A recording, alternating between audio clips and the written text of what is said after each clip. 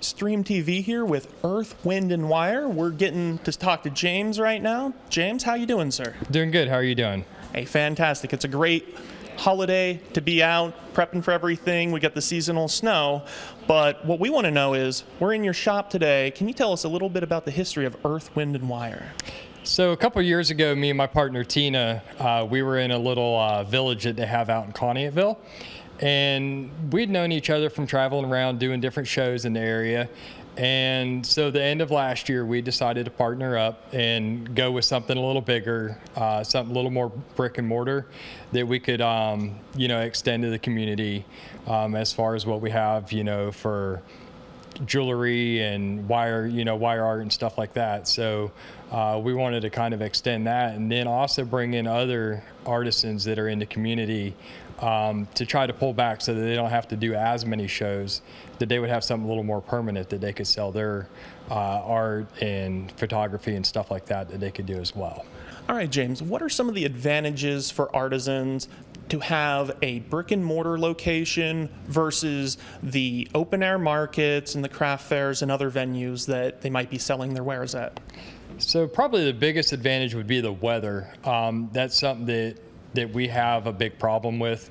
A lot of times in May, it'll still be cold in the area and you're outdoors, anywhere 4 hours, 6 hours in the cold, and you may not have sales. You may not have people that come out and, venture. Whereas here you'll have, you can come in, it's nice and warm in here and it's dry. You don't have to deal with that. And then some of the other advantages are you don't have to worry about whether customers are coming or going or not. Your items are here and they'll sell, regardless, as long as, there's traffic that comes through. And then I guess the other advantage would be that we're open year round.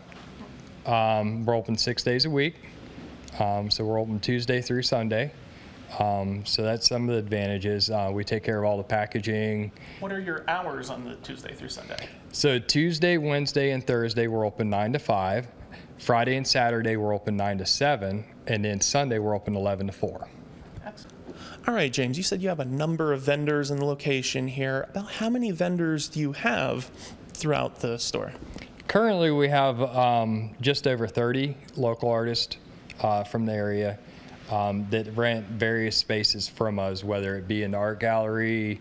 We have gondolas available that we can rent just a shelf, or we can rent the whole side. We can rent the end of the gondola. We also have floor space. Some people bring in their own displays that they can rent. And then, cost just varies, month to month, depending on the space that they have. Lots of options depending on the sort of work they're bringing in, yes. The sort of space they need, and where they'd be situated. Correct. All right. Now, before we go in space by space, what are some of the different varieties of items you do have in the shop? And then we'll take a closer look at them. So to start out with, I have a lot of the rough gemstones that are in here, as you can see here. And then as you work your way around, you'll see some jewelry that Tina makes. We have some coffees and teas. And then as you work your way to the back, you'll see some woodworking. We have a local author that does a children's book. She just released her second book. So you'll see that. Then we have quilts, handmade towels. As you work your way back into the art gallery area, you'll see scroll work. You'll see photography. There's some assemblage and alcohol ink paintings that are back there. We have mosaics. So there's a good variety of different items here, and it's a lot different than most of your normal boutiques or gift shops that you would see in the area. So what are a few things that set apart? I want to say right here with the rough gemstones and the different rock options, what are some popular things to give as a gift if you know somebody that's into rocks and minerals and gems and different things? I know it doesn't even have to be just that because people just love the beautiful stones, but what are some popular items? So a lot of the rose quartz and amethyst that you see sitting here, those are real popular. And then the display pieces as well are great for your cabinet. Tina does the lovely trees that are on the rocks with the beads or no beads. So a lot of those are real popular items among rock collectors and stuff like that. And a lot of it can be turned into jewelry. It can be cut and polished, or it can just be displayed as it is. People use it like in a potpourri dish or something like that, and they'll just have it kind of sitting out in the room. Now, what's your favorite piece that you have here? I'm going to put you on the spot. So just recently we got this piece of violet agate that's in, and this is just an amazing, it's like a galaxy. There's little specks in here and different color variations of reds and browns and blues and grays. I mean, just a wide variety of colors. So this is probably one of my favorite pieces.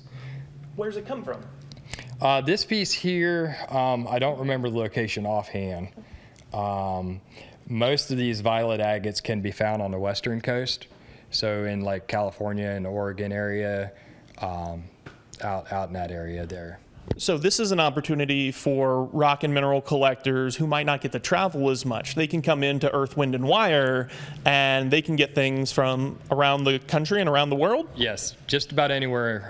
We have a lot of stuff from Argentina, Brazil, Morocco, the Congo. We have some malachite in the case over there that's from the Congo in South Africa. So there's a wide variety of stuff. We just got some Pennsylvania quartz in. Tina's been working on some of her trees and putting those on. So that's kind of an exclusive thing. We only have a few pieces of that. This is actually one of the pieces here. She just got done finishing this piece up. And this is Pennsylvania quartz, and there's only one location in Pennsylvania that we know of that it can be found, and that's in about middle of the state, so it'd be about east of here. But there's only a handful of these that are going to be available until, you know, if we can get more. But it's kind of hard to. It's not something that can, you know, come out of the ground too easily, you know. All right, James, you were talking about being able to put your gemstones directly in the jewelry, and I think you have proof in the pudding. What do we have right over here? So these is example of macrame necklaces that I do. So basically you can take what I have over there in the rough, and you can cut and polish it down. And then you can add it, you know, wire wrap it or string it, you know, various ways of doing that. And this is just one example.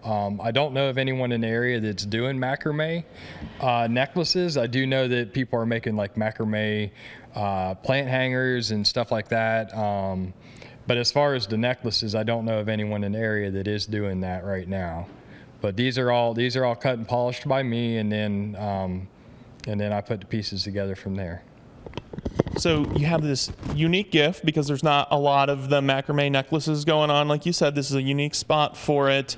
And this is also a pretty natural thing. It sounds like you're doing this from beginning to end. You're sourcing the materials, cutting them, putting it all together for a present that has a real natural flair and a bit of a story about it, right? Yeah, so that's what we like to do. We like to, you know, use found objects or use objects that we can acquire ourselves, and then, you know, from start to finish, be able to complete an item. You know, whether it be cutting and polishing, or, you know, whether it's upcycling something. Now, what sort of gems did you use for these, or what sort of stones did you use for these, and can you use anything in them? You could pretty much use anything. Most of what are in these pieces here are various jaspers and agates. I don't think there's any turquoise here. No turquoise in this one. I can't remember what that one is offhand. But yeah, most of them are jaspers and agates that you see in these. Now, is there something about the agate you like in particular? Because I think over there the piece you showed us was a type of agate, correct? Yes. Now, what draws you to those in particular? So the agates have a fairly good range of colors and banding.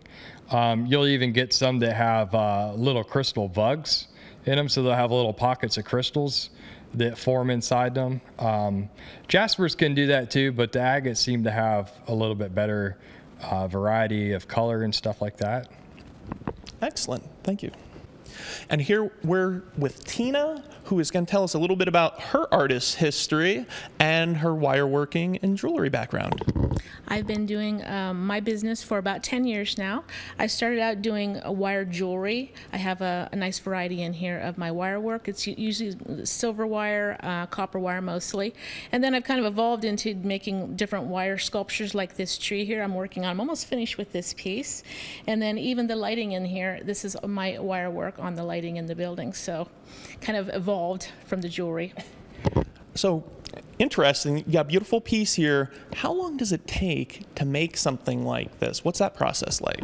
Well, it depends on if I work at it straight. Sometimes I'd like to take little breaks, especially if it's thicker wire. It hurts my hands after a while, so I have to take some breaks. But I can do this in a day. I could probably get this done. It takes a lot of steps, starting with cutting the wire the measure that you want it, and then I have to twist it. I antiqued this piece here. I don't always antique the wire, but I've darkened the wire on this piece, and then you have to put your beads on wire and then attach those, and then twist it the way you want. So it's a nice process. Takes me a little bit sometimes.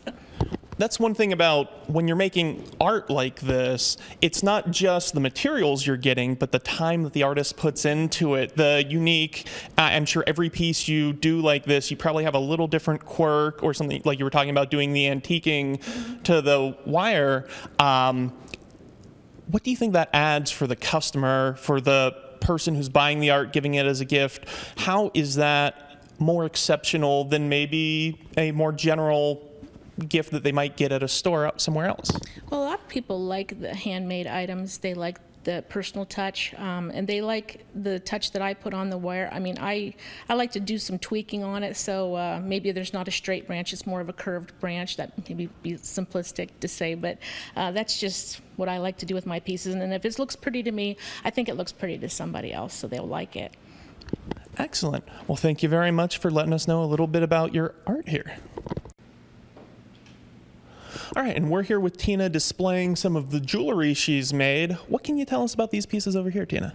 These are wire-wrapped gemstone pieces. I use sterling silver and copper in most of my wire work. This particular piece here is a piece of labradorite. It's a labradorite cabochon, and I don't know if you can see it, but it's got some lovely flashes of color in it. So I like to find the stones that appeal to me that I think are pretty, and then that's what I end up wrapping. A couple of these pieces are something new I've just started doing this year. I've started doing the wire weaving. So this piece is in sterling silver. There's a piece down there in copper. So it's a little something different for me. Well, that's really amazing. Now, what makes that sort of luster or shine in that stone? Is that the character of the stone itself? Is it how it's cut? Is it how it's polished, or how you're displaying it? It comes with that flash, and that's one of the nice properties of labradorite. But this is a polished piece, so that enhances the color, that you can really see it better that way. Now, out of these other pieces, this is beautiful here.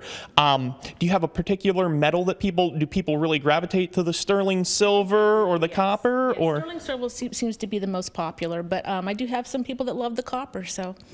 Excellent. Well, a different piece for each person with a different taste for it, right? Right.